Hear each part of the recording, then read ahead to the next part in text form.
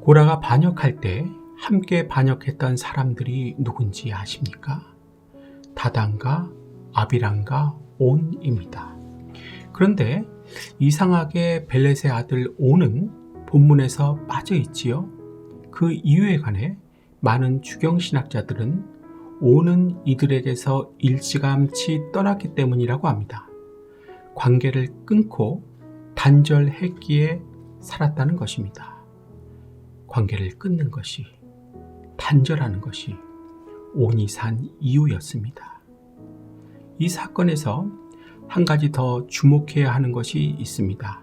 그것은 다단과 아비람의 자식들과 고라의 자식들입니다. 다단과 아비람의 자식들은 어떻게 되었지요? 다 죽었습니다. 반면에 반역의 주동자였던 고라의 자식들은 어떻게 되었을까요? 모세를 통해서 주신 하나님의 말씀을 듣고 그 자리에서 떠났습니다. 그래서 살았습니다. 아버지를 떠났기에 살았다는 것입니다. 성도님들, 이때 고라의 자식들의 심정은 어땠을까요?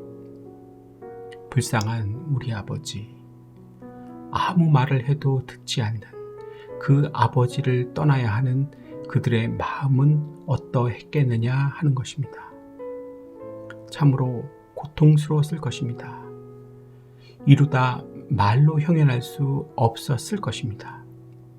우리가 이제라도 가족을 전도해야 하는 정확한 근거가 여기에 있는 것입니다. 피곤하지만 가족을 전도하는 것이 다 같이 사는 길입니다. 이러한 심정을 안 겪어도 되는 최선의 방법이라는 것입니다. 하나님의 음성으로 들으실 수 있기를 축복합니다. 다단과 아비람과 고라, 이 세 사람 중에서 나쁜 걸로 치다면 누가 제일 나쁘고 악질입니까? 당연히 고라죠.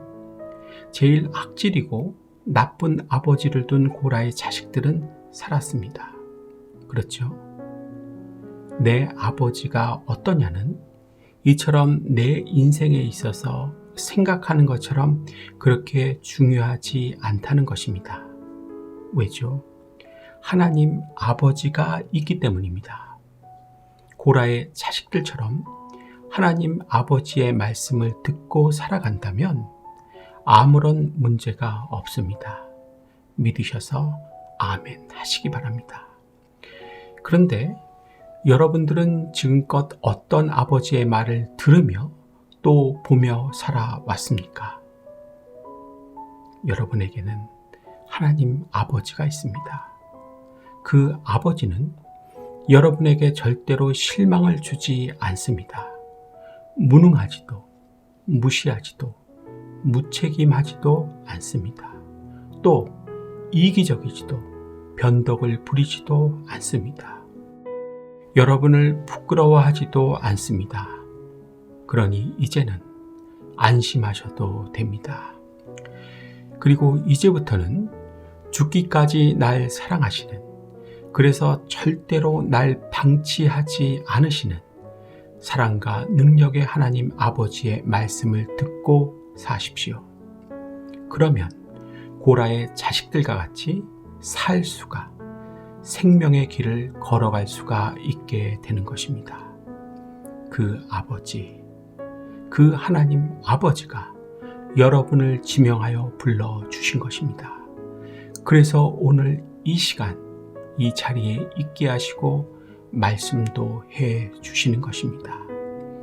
하지만 불행한 것은 사탄은 이 시간조차도 하나님 아버지의 말씀을 들을 수 없도록 회방합니다.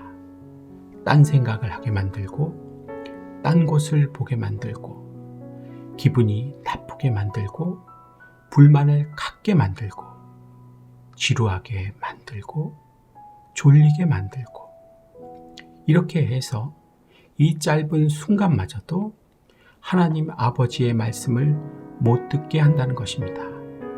이제 알았으니 사탄의 회방에 넘어가지 말고 하나님 아버지께서 나에게 하시는 말씀에 집중하실 수 있기를 바랍니다. 그 말씀을 통해 생각나게 하시는 떠나야 할 곳과 할 것에서 떠나 여러분 모두 생명의 길을 걸어 사실 수 있게 되기를 축복합니다.